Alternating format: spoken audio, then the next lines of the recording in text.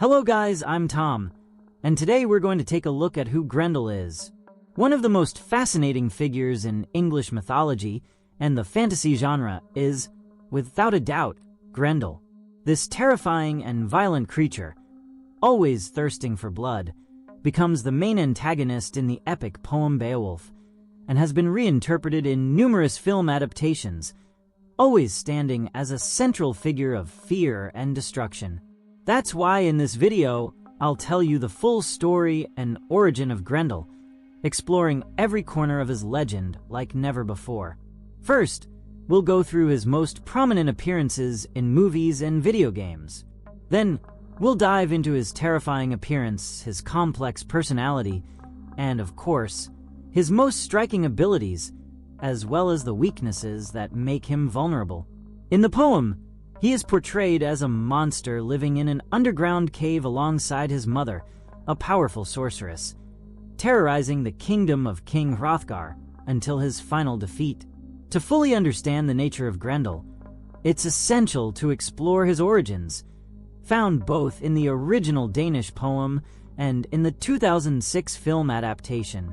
In Beowulf, Grendel is described as a demonic monster born from hell, who cannot bear the joy and laughter heard in Hrothgar's kingdom. This disdain for human happiness drives him to attack relentlessly, killing and devouring 40 warriors in his first assault. For 10 long years, his reign of terror continues until King Hrothgar decides to seek help. This is where Beowulf enters the story, a brave warrior who, along with his men, arrives at the stronghold of Heorot. To lure Grendel, Beowulf hosts a loud celebration, hoping the creature will be drawn to the noise. Although Grendel doesn't appear right away, he eventually attacks, beginning to devour the men as they sleep. However, Beowulf is ready, and when attacked, he confronts the beast in a brutal fight. Using his strength, Beowulf manages to rip off Grendel's arm, and the creature flees, dying from blood loss in his cave. Before dying, Grendel reveals to his mother, the sorceress, that his attacker was Beowulf. In the 2006 film adaptation, the story takes a different turn, revealing that Grendel is the illegitimate son of King Hrothgar, born from his relationship with the sorceress mother. In this version, Grendel is not simply a villain, but a creature marked by suffering, deformed, and deeply ostracized. His monstrous nature is mixed with a tragic backstory that invites the audience to empathize with his pain. This film version presents a unique trait in Grendel, a massive external eardrum that causes him great pain when hearing the Danes' celebrations in Heorot. This auditory sensitivity drives his violent attacks and is used as a vulnerability that Beowulf exploits during their confrontation. As the story progresses, it's revealed that when Grendel is wounded, his body shrinks, emphasizing his appearance as a weak and frightened creature.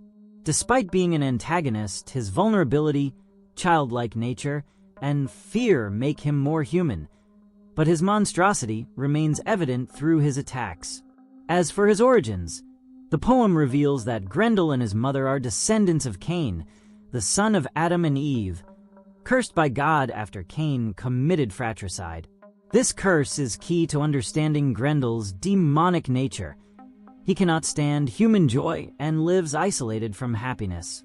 Physically, Grendel is described as a gigantic and deformed monster covered in scales, giving him an unnatural appearance. While little is known about his exact form, his superhuman strength and ferocious violence in combat stand out.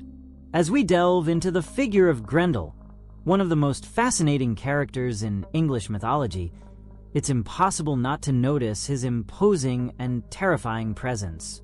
Scholars agree that Grendel is a creature of gigantic, monstrous proportions, with a disturbing and demonic appearance.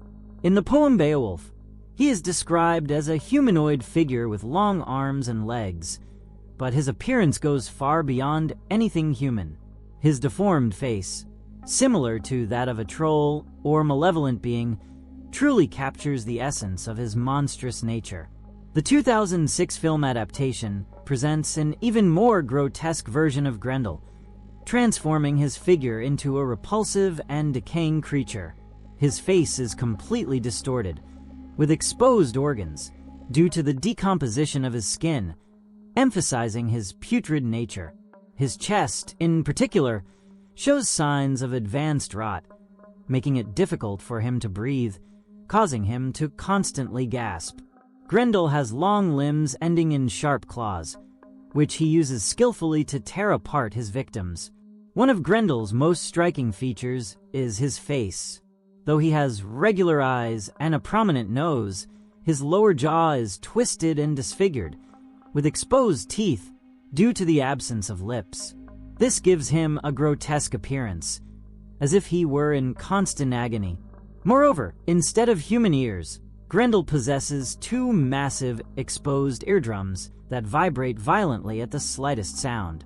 The 2006 film sets his height between 3 and 5 meters, making him significantly larger than a human being. Physically, his body is covered in golden scales, similar to those of a reptile or fish, which highlights his cold and unnatural nature, just as described in the original poem. But Grendel's true essence lies not only in his appearance, but also in his psychology. In the poem, Grendel is driven by resentment towards King Hrothgar's Christian celebrations, which he sees as a personal offense. His behavior is cruel and merciless, reveling in the terror he causes by slaughtering the inhabitants of Heorot and devouring them in his cave. However, the 2006 adaptation offers a more nuanced version, portraying Grendel as a tragic figure whose monstrosity is fueled by suffering and marginalization. In this interpretation, Grendel is more timid and vulnerable, attacking out of revenge due to the pain caused by the noise of the celebrations. Although he remains a violent being, his suffering humanizes him, presenting him as a creature that, while fearsome, is also a victim of his own pain. Grendel possesses astonishing abilities. His acute sense of hearing allows him to move stealthily, unnoticed until it's too late for his victims. Additionally, he has the ability to teleport through a blue flame, giving him a strategic advantage by appearing and disappearing at will. Despite his size, he is incredibly agile, capable of running at great speed and leaping impressive distances. His superhuman strength allows him to destroy his enemies with ease. Although he is not invulnerable, his stamina is limited, as shown by the fact that he is wounded by the weapons of strong warriors, such as the moment he loses an arm during the attack on Heorot. In the Beowulf video game, Grendel takes his powers to the next level, using teleportation and his ability to launch devastating fire blasts as weapons. However, despite his abilities, Grendel has weaknesses. His size temporarily shrinks when weakened in battle, adopting a smaller form, similar to that of an ordinary human. Furthermore, loud sound is a critical weakness for him, as his exposed eardrums are extremely sensitive, leaving him vulnerable to a direct attack. And that's where our journey through the dark and bloody legend of Grendel, the feared creature from the epic poem Beowulf, comes to an end. A being shrouded in mystery, brutality, and symbolism, whose image has inspired generations and evolved through cinema, video games, and literature. Personally, I've always found it fascinating how Grendel manages to be both monstrous and tragic, as if the real horror lies not just in his immense strength, but in the loneliness and hatred that consume him. But now I want to know your opinion. Had you heard of Grendel before? Do you think this monster is simply a savage beast?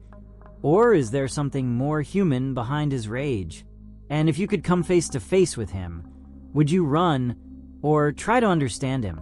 Leave your answers in the comments and tell me what you think about this legendary figure. As always, thanks for watching the video. I truly appreciate it. If you enjoyed this content, share it so more people can discover these creatures forgotten by time, and don't forget to subscribe so we can continue exploring the darkest corners of folklore and fiction.